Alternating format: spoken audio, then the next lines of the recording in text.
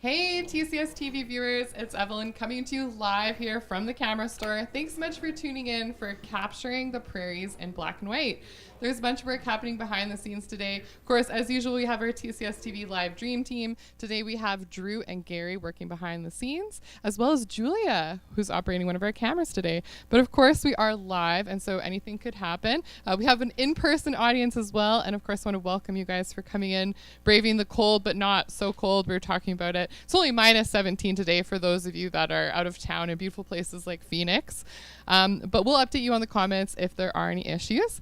And part of what I like going about live is actually being able to interact with all of you. So be sure to ask questions, make lots of comments, and towards the end, we're going to have an open Q&A for both our in-person and online audience.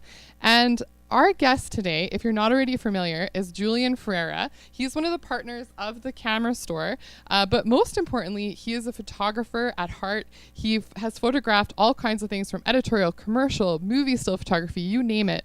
And he's also someone who has developed a strong passion for the prairies. And so he's going to share with us today some of his work that he's become very well known for on Instagram in particular, his black and white prairie photography. And so welcome, Julian, to doing a TCS TV Live.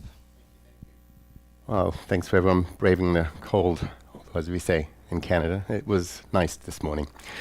I have to be wired up a little. I have lost my voice most of the week, so we'll see how the next 45 minutes goes. And for the people sitting up front, I've tested negative for the last 7 days, but it is indeed something that I guess we still call laryngitis. But why the prairies? Well, I'm a big believer in always carrying a camera and basically shooting where you are, where you live, where you hang out. To me, photography isn't just about trips. It isn't just about digging camera out because we're going on a holiday. It's part of capturing life around me. And when we moved out to the prairies, everything, first of all, what you just saw running on the screen was just basically from my Instagram feed that I post once or twice a week, and it's stuff that over the last 10 years or so as I've been wandering around, and literally some of it outside my home, but it's all south of the city. For those who are familiar with Calgary, so he's talking, High River, Nanton. We live just a little south of Spruce Meadows, so it's stuff literally from my doorstep heading down to the Saskatchewan border there. And basically, my point is that the camera is indeed always with me. When I drive to work every morning, it sits in my briefcase. When I ride my horse, it's sitting in my saddlebag. When I'm doing chores, it's usually somewhere nearby, be it the tractor or the truck or whatever. It's always handy. And it's amazing how many things pop up, day-to-day things that you drive by the same spot thousands of times, and then one day you drive by and you're going, whoa, what happened? And I have a whole pile of examples. This being one of them. This is literally around the corner, about 2 minutes away from my place. And, this day there was a lot of rain, and the pastures that normally contain cows was indeed water and had ducks. And it was kind of an interesting shot. This one always makes me smile. I photographed this fence line hundreds of times over the last 10 years. It is as you come out my gate, and I wait for the gate to close so my dogs don't wander out and disturb the neighbors. I look over to the left, and this is there, literally 20 feet away. This particular morning, I was heading out, and I could hear a whole pile of geese because we had an early snowfall, those who remember, back in the fall, and we suddenly got hit, and they got all stuck, of course, wondering what the heck happened. And I look over, and there's like geese everywhere, flying around, all in a panic. And I stopped, got out, took a few shots of the geese flying around, and then I turned to my favorite fence line because it looked kind of nice, isolated. Took a few shots of it like that, and I have literally a series of pictures as this row of geese fly into my picture and then fly through it. And of course, the best shot was, in my mind anyway, was this one without the arrow, was this particular one.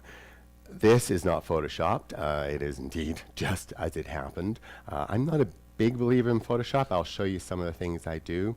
But honestly, my my affection for cameras is a lot more than it is for my computer. The computer to me seems like work. Cameras are my R&R, so to speak. So we don't tend to get on that way. This is actually where the geese were. That line we saw was right here, and this is where just literally, I don't know, 50 yards away. That was before it was covered in snow. Ironically, this is the view I would see from my front door, except I have a giant hedge between me and him. But the point being is, again, it's all around me. And yes, I am lucky that I live in the middle of this, but we're talking, I commute this every day. We're talking 40, 45 minutes away. In Calgary, we are so lucky in that we have everything. Admittedly, when I first came to Canada, 30, 40 years ago, a long time ago, my first attraction was the mountains, and of course, it's hard not to see Banff and Kananaskis, and I kept heading that way. It wasn't really till my daughters took up riding about 15 years ago, 17 years ago, that I started spending more and more time in Prairies, and our relationship grew, as I say, with it. But my point being, this isn't far away. This is all, in my case, literally across the road. Whoops, wrong way. I would say I carry a camera.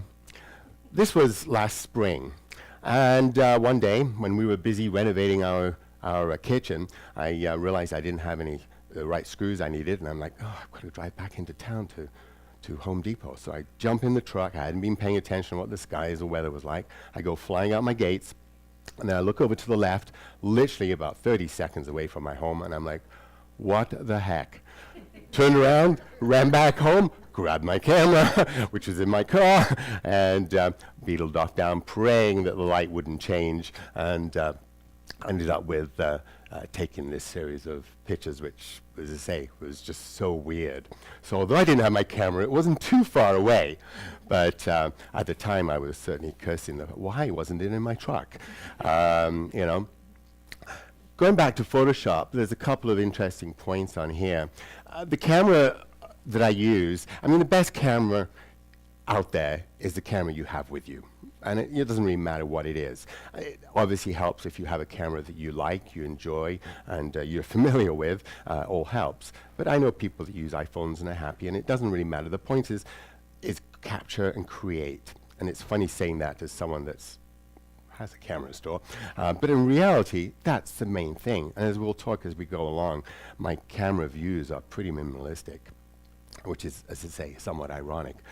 But this particular one, my go-to camera this is my go-to bag. This is the same bag I've had for, I don't know, 20 years. I've been dragged, and it has this varying equipment in there, but that would be my basic go-to camera. And it has a 28mm fixed lens. Obviously, that's wider than a 28mm. One of the few Photoshop things I do when I'm facing a situation like that, I do my first 28mm shots, and I'm like, okay, not quite capturing things.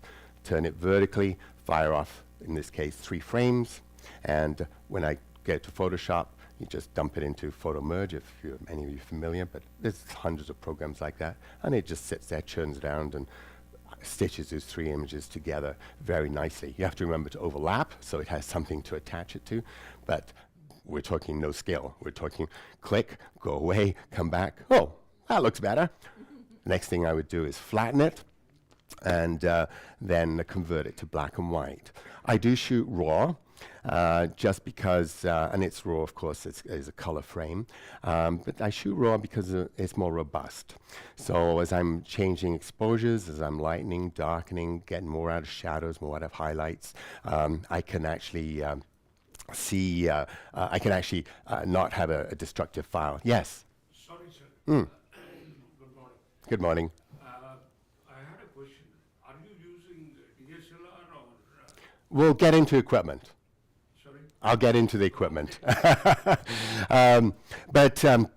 But yes, so I then have a color image. And of course, it's a big file because we're talking a stitch of 3 images. So, you know, a 20 megapixel becomes 40, 50, depending, and so on. So you're talking a very high quality file that was very easily obtained with just a really, you know, any basic camera. And you can do this with your iPhone too.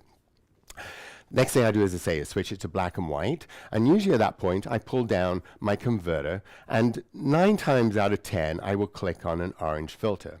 Now, those of you us that have grew up with film or have shot film or have film knowledge, that is one of the basic filters that we would shoot with for landscape. And basically, what that is doing when you put, and the Photoshop's doing exactly the same thing, is it's taking that color, orange, and dropping it down into lighter tones, and it's taking the complementary colors like blue and darkening them off. I use orange for a variety of reasons. It tends to be not too harsh. This, by the way, before anyone says, was indeed a red filter, which is the harshest. And blues become really blue, reds become really light to a point of white. I like orange, though, because it tends to be usually a little less dramatic. Plus, I ride an orange horse, I have 2 orange dogs and a few orange cats, and I find that most of us, when we have a bit of a suntan, taking that tonal value down makes our eyes and that stand out a little better. So it tends to be one of my favorite black and white go-to defaults. And that is usually my start. So now I'm staring at an image that has very little done to it, but it has the tonality and the range that I want. I will then, at that point, pretty much do the same dodging and burning that I would have done in a darkroom. I grew up in a darkroom. I've had a darkroom since I was 16, actually younger than that, because my dad used to print, and I didn't get into it until I was about 16. I started working at a commercial lab my last year of high school. And so my background is very much in that. And I indeed start to dodge and burn. I do very little in Photoshop. I will gladly spend half an hour watching a sky change. If I'm spending more than 2 minutes on an image on Photoshop, I'm not overly happy person. It's just not my thing. So I do keep it minimal, but I will dodge and burn and change the contrast and so on. So, basic story of that image. Another happy circumstance coming home from work. This is my daughter racing on my neighbor's field as I'm pulling into my place going, what the heck is she doing? Wait a minute, where's my camera? And I indeed had a camera in my briefcase, ran to the end of my driveway and fired a burst as she passed by, laughing her head off, showing off. No saddle, no nothing, but she held on. But it's a cool shot, even though it's blurry. And again, to me, emotion is what matters on a picture. From a photo club point of view, you know, it's easy to say, well, it's not even sharp. It's like, what's wrong with that shutter speed and stuff? I did reshoot it, and I did do a bunch where she was tack sharp. It had no emotion, it had no feeling. And to me, funny enough, the best shot was that. And she would have ridden back and forth all day, round and round. But even though I was hungry, because it was the end of a long day, I did stay there and shoot off a pile of things for 15 minutes before I wandered back inside, wondering if she's ever going to come in or going to wear my dog out completely. But again, I had a camera with me. Admittedly, I could have ran inside, dug out a camera, ran back up the driveway, but it is definitely a fun thing. As I was saying earlier, to me, one of the other things about having a camera with you is things always change. You can do the same drive, and a lot of these, well, all these examples you saw is my daily drive. Every time I leave my driveway, I pass all these points. Some of them I photograph regularly, some I never photographed again. Certainly my neighbor's field, I've never bothered to photograph again, except that time my daughter was on it. This house is a very unspectacular house. It's a house sitting. This is usually all marsh.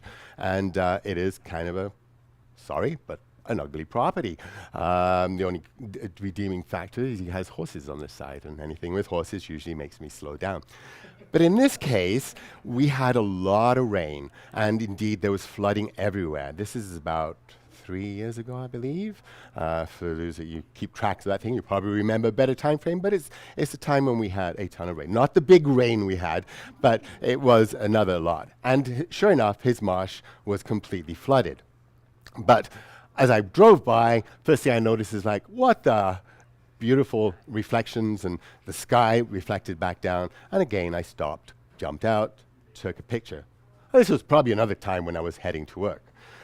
Sometimes I am late, as some of them, most people will attest. I no longer open and close the store. I come in, and then I leave. But that's the beauty about always being aware and always being ready for what comes around. Light is everything when it comes to photography. It's nothing about gear. It's not about exotic locations. It's light. An old Quonset hut, and again, some people may not like the shot and whatever, but to me, under the right light, everything, even an old Quonset hut that you wouldn't look at twice, caught my eye. The way the light was, the way the sky is, and so on. Skies, as you'll notice on a lot of these pictures, especially that were running behind me as we were waiting, is everything. And it's not that I certainly don't add the skies in the pictures because, again, it's all about light, and light would change. But I don't tend to go out on a nice blue day, a sky day, even like today. Chances of me going on a little road trip or doing a detour from my chores to look for a picture is pretty much zero. I tend to get inspired when I see skies or gloomy days, or if it's drizzly or snowing. That's usually the times when I'm like, no one will notice I'm not home for another hour. And I'll toddle off towards High River or toddle off towards something else. And although I may not be a photo trip, it's certainly a detour. A lot of these pictures, as in 99.9%, are as I'm driving around, stopping, wandering off, going, oh, I haven't been down there, and heading off that way. Or indeed, a lot of them, especially some of the field vistas and that, are from my horse. I'll be riding along going, whoa, let's go over there. And my poor little guy is very used to me. He knows when I stop and hop off that he gets to eat.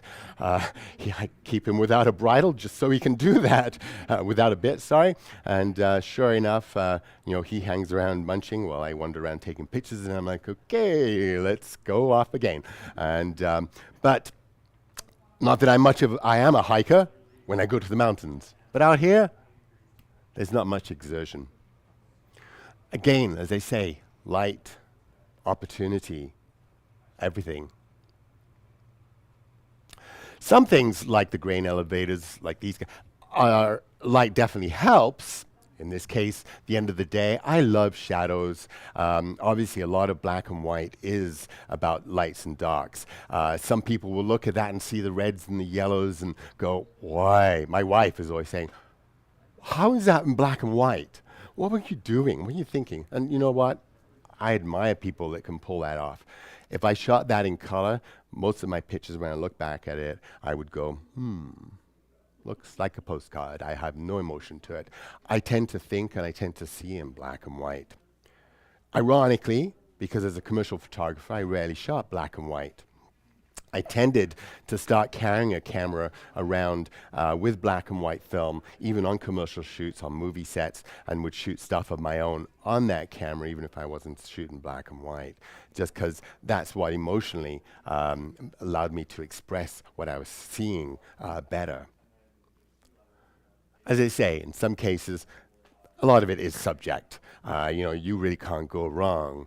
But I'll wander around and I will shoot off dozen views, and I'll sit and watch and wait and go, I wonder if that's going to change. I wonder if the sky is going to open up and we're going to get any light in there. I wonder if not.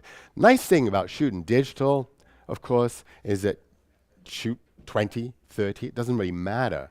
The first frame you shoot on a digital camera is really expensive. The 100th, the millionth, it's all free, So if you see it, shoot it. Very different from film days, especially with today's film prices. But in reality, take your time, wander around, shoot it and reshoot it. This was, again, when you're wandering around, I do tend to see, and I must admit, I will sometimes wander into fields. I wouldn't recommend that. I do, if I know the people, and luckily, certainly around my area, I do know who belongs to who, and most people know my little black Jeep and go, oh, Julian's wandering off. I've been stopped a million times around area, which is why they all tend to know me, especially in hunting season. You can't pull a Jeep off on the side of the road without 2 minutes later a truck pulling up going, what are you doing? Do you have a gun in there? You hunting? There's no hunting. I'm like, but now most of the areas know me. But people are super friendly as you get going. There's another stitch, another multiple frame shot. We were going along during canola season and was thrown into Photoshop.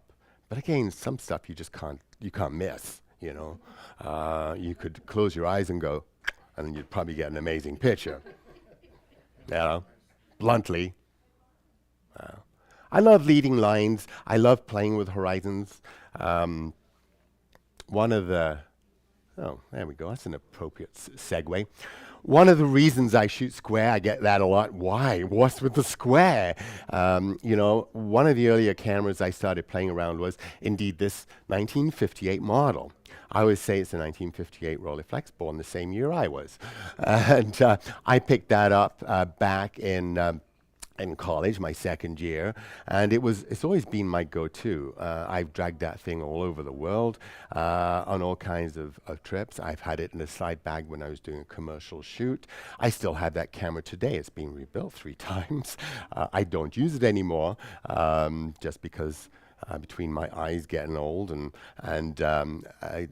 finally, I must admit, I was a late adopter, but finally getting into digital, I do tend to shoot digital 99% of the time now. But what was interesting is that is a square format camera. It gives you a square negative. For those unfamiliar with you, that's 12 shots on a roll of film. So you had to be pretty selective. When you saw something, you took the 30 minutes to go,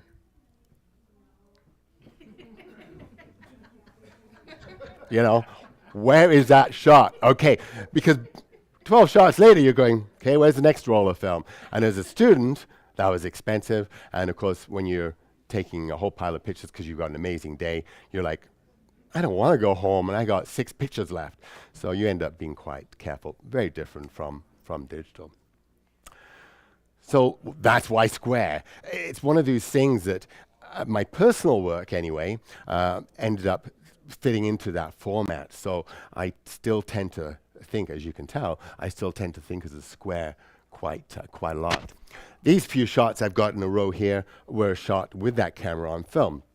And this is probably one of my oldest shots on this series, and that was shot about 25 years ago. I don't believe that car's anymore, an old DeSoto. The garage is still there. But that car is long gone. As you can see, nothing much has changed in my life. I still shoot the same style. As my wife says, I'm not very imaginative. But I like to think of when you find something you like, you stick with it. And yes, I do tend to be able to merge 20, 30-year-old pictures with today's pictures. And funny story, we went back to England, I don't know, about 10 years ago. And I shot a bunch of pictures of my old stomping ground when I was a student. And when I looked back, there was like 3 shots that were almost identical shot on digital to shot with this old Rolly. And I'm like, holy crap, that's not good. That's either good or not good, depending on how you look at it. Again, this is HP5 film, for who's interested, which gives you a nice bit of grain. Again, HP5. Ironically, these few film shots are all shot still in what I consider my neighborhood south of Calgary. So even back then I had some interest, although I did tend to be on the way somewhere. This one, for instance, was on the way to Milk River. And then back to the Vulcan area, which is behind me and where I lived for 7, 8 years. In my previous ranch, my neighbor, you know, I drive by this thing. It's a cool property, but it's not a property I would normally shoot. But the light was great, and the sky was cool, and you know, I ended up stopping and shooting pictures. I must drive by this. I don't know, certainly every weekend. This is literally a gravel road that trucks, including me, have driven across, and it was snowy morning, and of course the tires have worn out a white line. Leading lines when you're dealing with black and white, graphics are everything, shadows, light, leading lines, dark areas. I like my darks to go dark. I like my lights to go light. I'm not really an Ansel Adams believer in that I want to see detail in every shadow and detail in every highlight. To me, I play with the image until it has the emotion I want. It's all about emotion in my mind. It's nothing to do with right or wrong. Same as a composition. When you shoot square, by the way, and okay, that's probably not the best example, but when you shoot square, that's but you'll certainly see with a lot of these, an interesting side effect is it's like shooting vertical in a lot of ways because you always end up with a lot of sky in your image. Because if you think about it, if you're doing a regular vertical shot, of course, the sky is usually minimalized. And indeed, you're talking a rule of 1/3. Ironically, this is about 1/3, but your horizon often sits at about 1/3. On a square, of course, if you sit at about 1/3, there's a lot of stuff above. So I guess it's a good job. I like sky. But I don't know if that's a subconscious thing is why I shoot so much sky. I don't know. But I do, I admit. Again, leading lines, lights, shadows, sky, stuff that takes your eye in and then takes your eye across and then hopefully leads you back. Sky bringing you back in.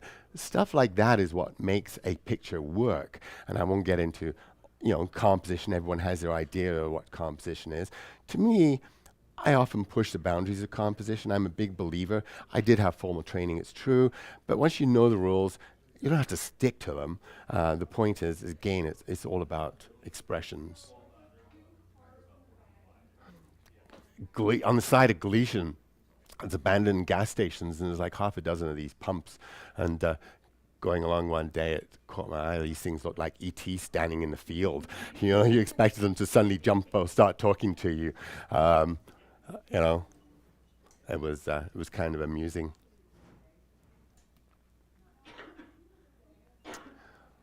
I haven't put too many horses in this slideshow, but if you're watching the pictures behind me before the show started, there's also a lot of horses. And there's nothing more likely to stop me driving along than horses, but the whole reason I'm living out in that part of the world is indeed horses. I had a sky, and I'm a happy man. But again, see what I mean about composition. Complete, it's certainly not 1/3. It gives me a lot of sky. I often do that slither. I like it. If it works in my mind. I'm happy. I do some wildlife. I don't tend to use a long lens. I rarely use anything longer than 70 mil. Every now and again, I will take, especially when my kid was competing in horse shows and stuff, I would take a longer lens. For the last year or so, I've been playing with, actually, I'll talk a little bit about gear. I've been playing with a longer lens than I normally would. As I said earlier, this is my camera bag. I've been carrying this bag for 20-some years. The contents vary, but they don't really vary that much. Before that, it was a Domke, similar shape, similar size. I'm a pretty minimalist. In my bag, I have my little Leica. This is probably the only camera that I have a real affection for nowadays. I've used, 3 or 4 different kinds of film cameras, and I must admit, every generation of digital Leica M, fill in the blank, I usually pick up. I'm one behind. This is a 10. The new one is 11 that came out this year, or last year. And but just because I like the style, super simplistic. There are virtually no buttons, and I never have to think. I can see what my aperture, my shutter speed is, and that's really all I need. My ISO is on the top. I can point it. There's no imagination needed. I do tend to leave a 28 mil on it. I do have a 50 mil that I use as a secondary lens. So when I'm riding, typically these two will go with me. This tends to sit in my briefcase, glove compartment, whatever.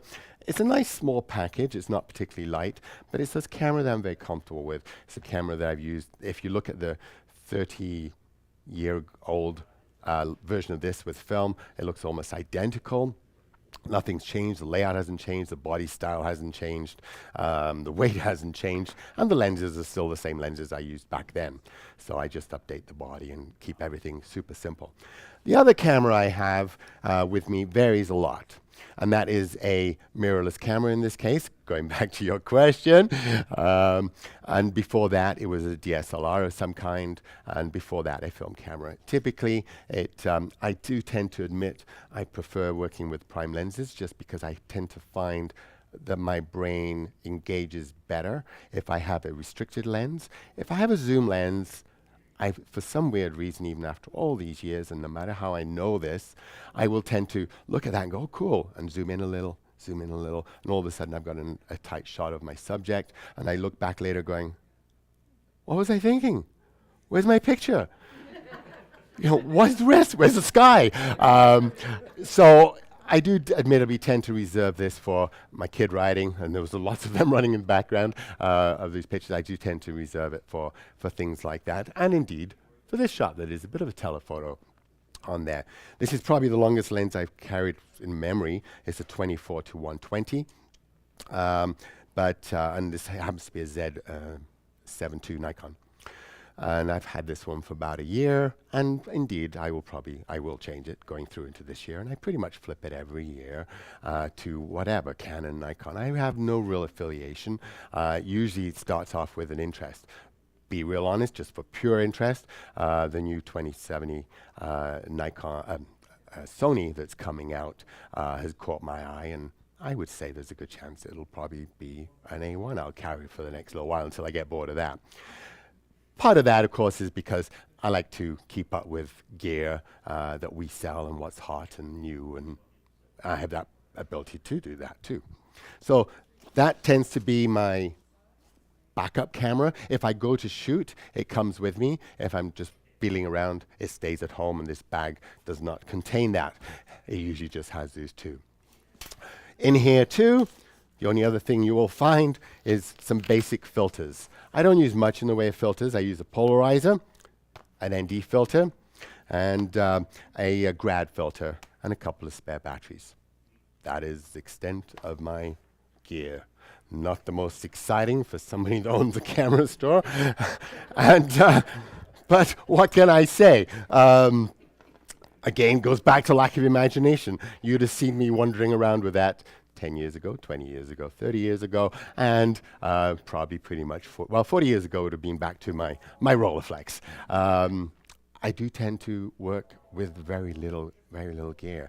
When I go on holiday, when I go on a trip, I do take them both. I'm a big believer if you going anywhere, it doesn't matter how amazing your camera is, how much you love it, carry a spare. Why wouldn't you? Because chances of something going wrong is very, very magnified if you don't have a spare. If you have a second, you will need it. At least that's my mental philosophy, and it keeps me happy thinking that way. Round the corner from me, there's a buffalo bison farm.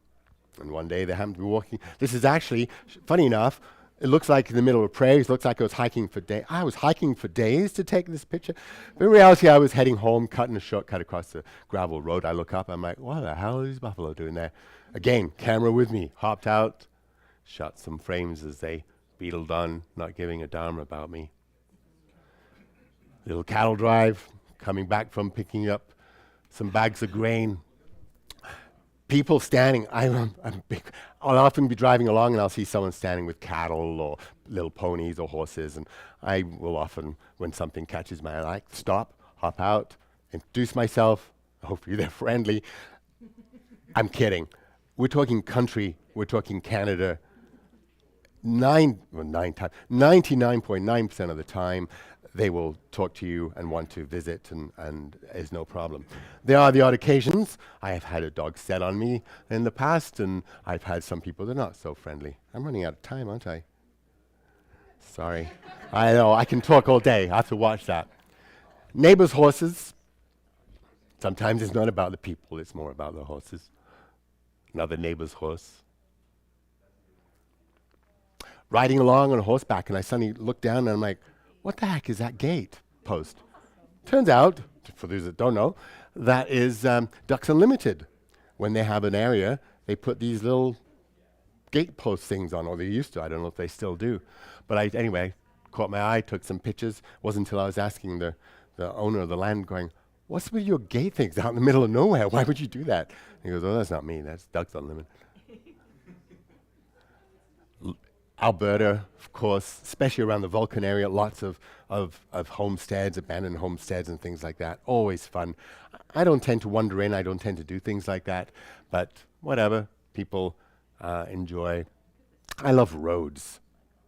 I mean, I photograph roads and roads. I'm always seem to be photographing roads. But again, leading lines out of sky, I'm happy.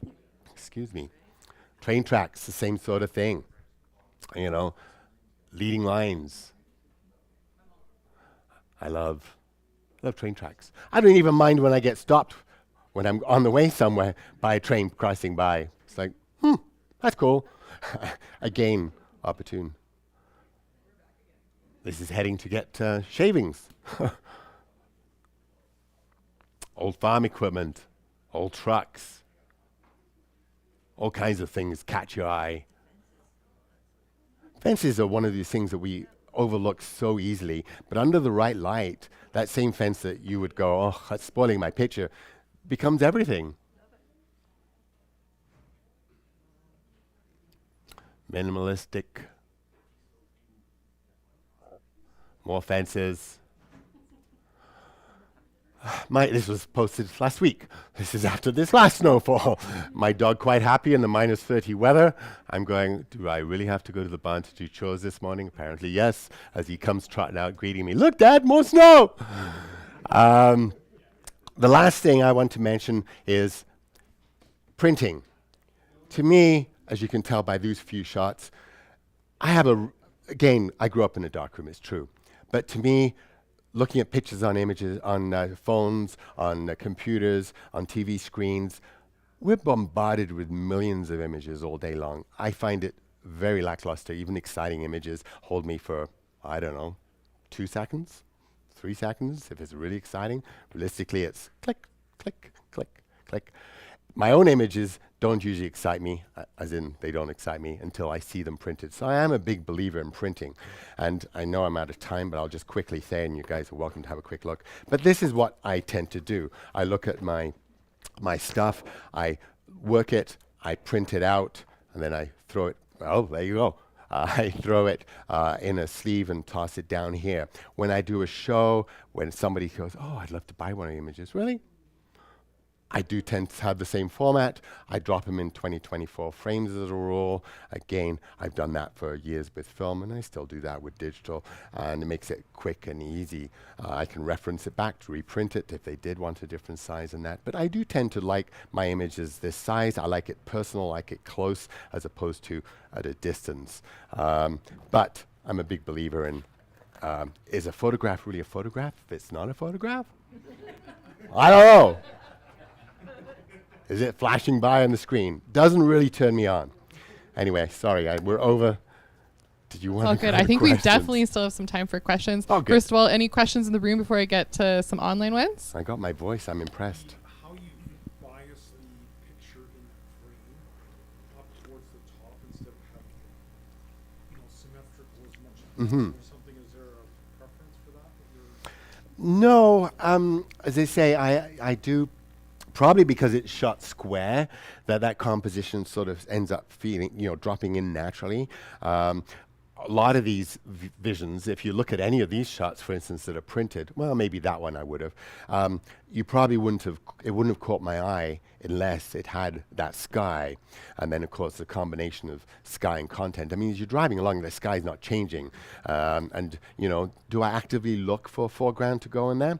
Sometimes, but often not, because I've been out for half an hour, or I've been working or running off somewhere, and if something catches my eye, then I will I will do it. As far as the composition, it is purely emotion. I don't sit and go, no, it's a third, it's not quite a third. I tend to shoot, and naturally, that's usually what appears. When I shot film, I didn't crop. Anyone that sees any of my earlier work or knows my earlier work, I always showed the black border or the edge of the film. What you saw is what you got. And I would say 90% of the time I shoot nowadays, when I shoot these, I usually shoot them vertical, even though it's going to be squared off, and then I'll trim it off. And often as not, it trims down. But just because I tend to feel more comfortable shooting that. I don't always. Sometimes I would shoot, normally. So you have in your camera, we set to show the square format? No. No. I did when we first started using digital, because a lot of digital cameras, especially the mirrorless, you can easily go to square. But the problem I found with that is too restrictive. And I'd got used to that point of having, being able to crop down and across. So I ended up leaving it. And of course, in this particular camera, you can't. It's a rangefinder camera, so you're actually only seeing, guidelines in there. You're not actually seeing the images exact like you would on a normal digital camera. Yes. Mr. Julian, are you not interested? Don't you take pictures of the Rockies or Taking pictures of what? Sorry? Rockies? Of Rockies? I do. Okay. This is, I must admit, nowadays with my lifestyle, because that's where I live, literally what you saw feeding earlier was my Instagram stuff, and those that do follow that, you'll see that that is just every couple of days there's usually another image pop up and it is around me. But for sure I will go to the mountains probably only once or twice a year nowadays, and I'll certainly photograph them as I go there. Everywhere I go, if I go abroad, if I go home, if I go England, if I go anywhere, I always take a camera, and I have the same philosophy. This thing at the moment is always over my shoulder, and I record everything that happens around, Okay, we have a few online questions we'll get to, and then we'll circle back here. So this one from Ronald. Do you make any special considerations with your exposures for black and white, or do you decide after you take the photograph what you're going to do to make it a good black and white? I always start with, I will, settings-wise, I will 99% of the time have the camera on aperture priority. And for most of the stuff like this, you're sitting at about f11. And that's sort of how my camera would normally sit. In fact, if I look at this right now, it probably says, it does aperture priority, and oh, it's f8. I'm going to stop off.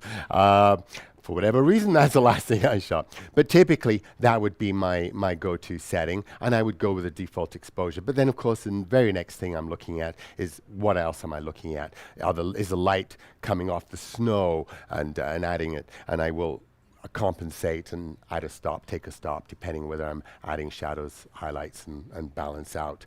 I like starting off in Photoshop with a clean as image as possible. Let's say I'm not a Photoshop fan.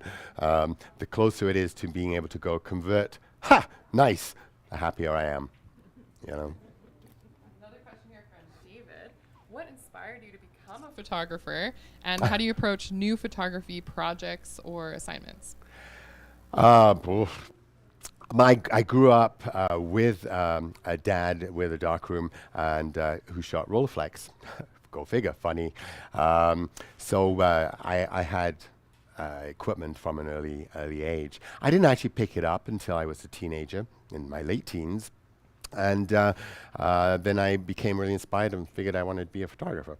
And started working at a press agency, went to college, and that sort of became just my route. And I've done everything imaginable in photography, from selling cameras to working in all kinds of photographic industries. Nowadays, I haven't done any commercial work since my daughter was born for 20-some years now. And since I've been involved in the camera store, 23 years now, I guess.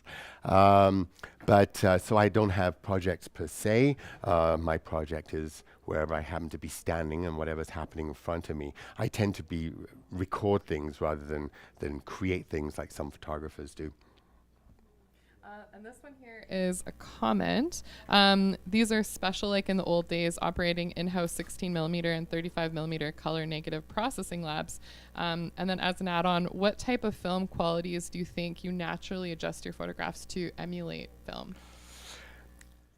When I was shooting film, I pretty much shot HP5, which is not a particularly fine-grained film, but on a medium format, it is very fine-grained film, and certainly at the sizes I print, it was very fine and a very clean image. Do I adjust my digital to it? I don't subconsciously, but I guess I do in that when I look at work and when you saw the digital and the film mixed, if I hadn't pointed it out, you'd never notice. For fun, in my office wall, I've often mixed some older images, and photographers will pop in to see me and will say, hey, what camera were you shooting that with? What do you think I was shooting that with? It's usually what comes across. And they do mix very well. So I guess I am influenced, even though it is subconscious more than consciously. Okay, we'll do one more from online, and then if you guys have any more. So Kelly wants to know, does your Leica have a 1:1 setting, or do you set the aspect afterwards? I have a Lumix LX5 and like to set it to 1:1, which was inspired to do after seeing your work. No. Well, thank you. 1:1, for those who don't know, is indeed what we'd call a square format. And no, Leica has a basic frame lines. This particular one has a 28, has a 35, a 50, and a 90 mil frame line. And I pretty much only use a 28 and 50, which is your full frame. As I say, I do shoot as a full and then crop down. And I don't, well, I shouldn't say that. I think of it in these terms when I'm shooting it, but sometimes they won't be completely, well, I guess these aren't good. Well, that one isn't completely square. Sometimes they will end up being a little stretched. So it's not like they have to be square. I do compositionally adjust it accordingly. And 90% of the time, they end up square-ish, more than square, I would say. I'll have to change your Instagram handle. Yes. Square-ish. Square-ish. And there was one person who didn't catch which Leica you had. At the moment, an M10. I've had this year again privilege of having this place. Is I've had every digital Leica, same as pretty much every film Leica for a lot of years now. So I'm not really affiliated to an M10 only, but I am. If you look at all these cameras, they all look virtually identical. They feel identical, the same body on them all. I like that style more so than a particular model. The best one has always been the one I've had with me, you know? Yes? Mr. Julian, I wanted to know what is your take on taking pictures on smartphone, you know, is there... Honestly, if that's what you enjoy using, use it. It's all about capturing the image. I take pictures of smartphone. Usually, pictures like that, typically I would have normally caught with a smartphone because I was all bundled up. I happened to have a camera over my shoulder just because it was snowing, I guess. But I tend to do pictures of my kid or my dog, cat, stuff that I doing middle chores, and I use a smartphone for that. I use a smartphone for, you know, friends indoors and stuff like that. I don't tend to use the smartphone for pictures that I'm getting inspired by. To me, it isn't just about the gear, but it is about the gear. The fact that I enjoy using this style of camera means I'm going to use this style of camera. It's like driving a nice car. Would I be having as much fun driving my 40-minute commute if I had a piece of crap car that I hated driving and was cold and rattly and all? No, you know. And same thing with a camera. I use this camera because for whatever reason, rightly or wrongly, I love using this camera. I love using this style of camera. Same as I used the Rolleiflex for all these years. And I've had it for 47 years. Is because I like using that style. You know, and some people are into watches, some people are into whatever. Me, I'm into cameras. And, you know, a style of camera, to me, is more important than what kind. 99% of all cameras out there, including your phones, are fantastic compared to stuff from 20 years ago, 30 years, certainly 40 years ago. So it is whatever inspires you. You know, enjoy the toys. I just had a question. For someone who wants to start off on doing black and white film, any top tips that you would give? Best tip on photography I was ever given back when my dad said, really, you want to start taking pictures? You want to go buy a camera? Take lots of pictures. Take pictures of everything. The more pictures you take, the better you'll get. It's like practice, practice, practice, and practice. Follow your gut. If it emotionally is attached and you go, that's cool, even if people don't like it, work on it because you're working on something. to me, photography is all emotion. I'm not creating art. I'm not creating a legacy. When I'm die, it'll probably all end up in the garbage dump. I don't know. But right now, it's what makes me happy. And that's my expression. And, you know, if you can achieve that, I think you're winning, you know. I do have a couple more from online, if you have problem. time, Julian. You bet. And I will stay here and chat to all you guys if you want to stay too. Kevin asks, how do you feel about medium format digital for daily landscape use, i.e. a Fujifilm GFX 50S2? Is it overkill? I know you've tried that before. I have.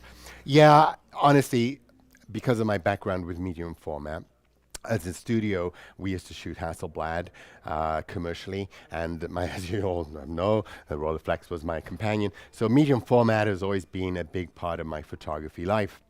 I always had a Leica over my shoulder because it was small, and it was one of those things that I tended to always just have as a backup and that. But so yeah, as medium format became more and more relevant in digital, I have indeed played with every medium format out there. I like it. If the equipment turns you on, use it. I find it too heavy, too bulky, and I don't need that sort of power. I don't need that sort of resolution that it comes. So that's the only reasons I don't use it. If I was printing, 4 foot, 6 foot prints, then yeah, I would definitely. If I was doing it commercially, I would be using medium format more. But as for what I do, I like. If it doesn't fit in this bag, there's very, very little chance it's going to come with me. Or if it does, it'll be for that weekend, but then it'll come back to the store with me when I come back in Monday morning. It just doesn't fit in my life, Good. Okay, we're going to wrap up our live stream here. Again, for the in-person guests, you're welcome to stick around and ask more questions. Drew, can you just pop on the screen for a second? If you guys want to find more of Julian's work, you can head over to his Instagram account. It's right here on the screen. Right. We'll also put it in the chat so you can quickly link to it. But thanks so much, Julian, for doing You're welcome. this. I've It's still nice got my to voice. drag I'm you out impressed. and be able to chat with everyone. And of course, thank you to our TCSTV live team for making all of this happen, and to all of those guests that watched online from Thanks for home. We joining hope us you from enjoyed us. all over the world. Absolutely. Yikes. Until next time, we'll catch you again very soon.